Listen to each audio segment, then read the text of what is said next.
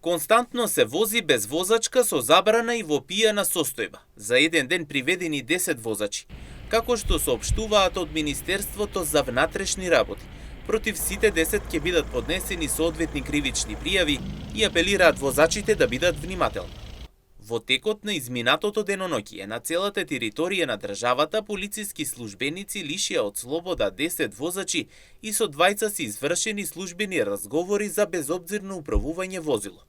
Од нив 10 управувале возило без возачка дозвола. Еден управувал возило и покрај тоа што имал активна забрана и еден управувал возило под дејство на алкохол. По документирање на случаите ќе бидат поднесени соодветни кривични пријави, велат од Министерството за внатрешни работи.